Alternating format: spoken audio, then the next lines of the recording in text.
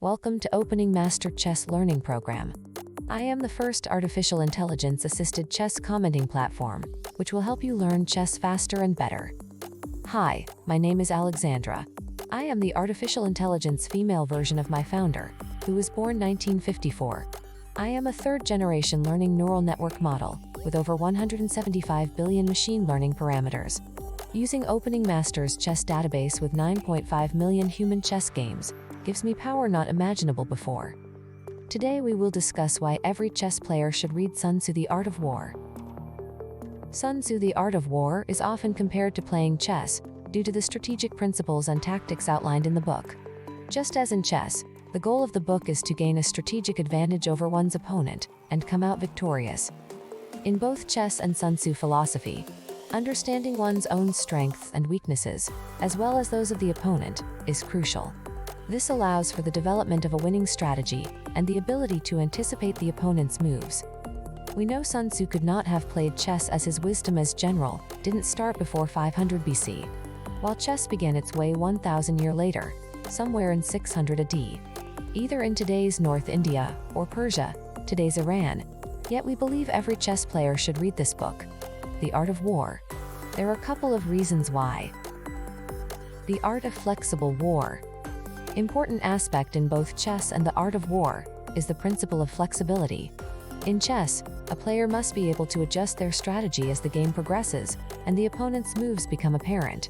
Similarly, Sun Tzu emphasizes the importance of adapting to changing circumstances on the battlefield and being able to pivot to a new strategy if the original plan is not working.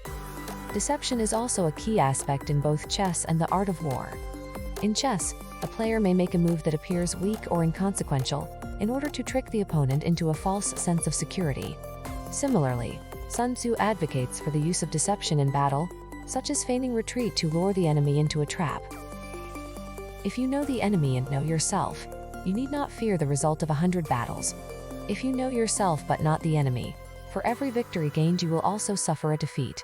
If you know neither the enemy nor yourself, you will succumb in every battle. Winning without fighting.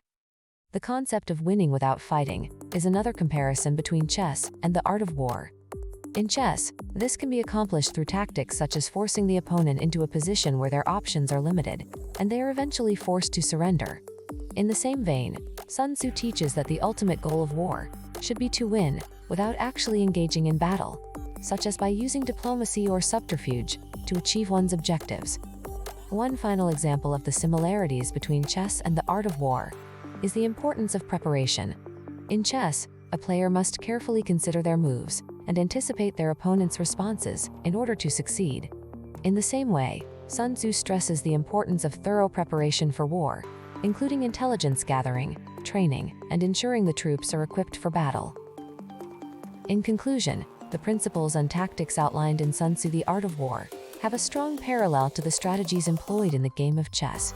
Both require careful consideration of one's own strengths and weaknesses, the ability to adapt to changing circumstances, and the use of deception, preparation, and tactics to gain a strategic advantage and achieve victory. You can order Sun Tzu Art of War in almost every major bookstore, and it's been translated to more than 20 major languages. Visit our website OpeningMaster.com or subscribe to our YouTube channel to learn chess openings and much more. Listen to our Spotify podcasts on a weekly basis. See you later.